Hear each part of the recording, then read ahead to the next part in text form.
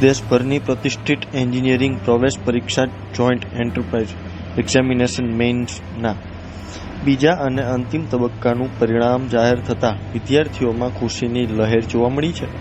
આ પરિણામમાં રાજકોટમાં નિયમ પુરોહિતે ઉત્તમ પ્રદર્શન કરીને માત્ર શહેર નહીં પરંતુ સમગ્ર ગુજરાતનું ગૌરવભેર ઉજ્જવળ કર્યું છે.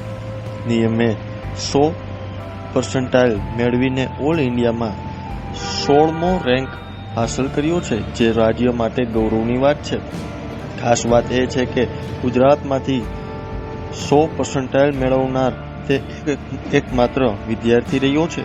સી મેન્સના ફેઝ 2ના પરિણામોમાં રાજકોટના નિયમ પુરોહિતનું નામ ટોચ પર જોવા મળતા શહેરમાં આનંદનો માહોલ છવાઈ ગયો છે.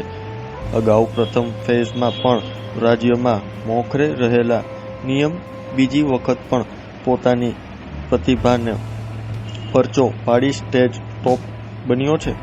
ઓલ ઇન્સ્ટિટ્યૂટમાં અભ્યાસ કરનાર નિયમે સતત મહેનત અને સંપૂર્ણતાથી સિદ્ધિ હાંસલ કરી છે. નિયમ પુરોહિતના પરિવાર વિશે વાત કરીએ તો તેમના પિતા હર્ષભાઈ અને માતા દર્શનાબેન બંને ફિઝિયોથેરાપિસ્ટ છે. તબીબી ક્ષેત્ર સાથે સંકળાયેલ હોવા છતાં નિયમે પોતાનું ભવિષ્ય એન્જિનિયરિંગમાં બનાવવાનો નિર્ણય કર્યો છે. તો ત્યારે જુઓ મારો ખાસ અહેવાલ. निमय पुरोहित।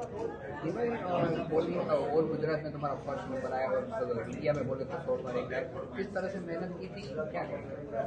मेहनत में तो खास जो कोई भी कॉन्सेप्ट में डाउट है, कोई भी टॉपिक में डाउट है तो उसको क्लियर करने में फोकस करना चाहिए और कोई भी आपको प्रॉब्लम आ रही है तो आपको फैकल्टीज और पेरेंट्स के साथ डिस्कस करना चाहिए। कितने घंटे रोज पढ़ाई करते थे? 7 से 10 घंटे। आगे बढ़ के क्या बनने की अपेक्षा? आगे बन के IIT बॉम्बे कंप्यूटर साइंस से इंजीनियरिंग करना है।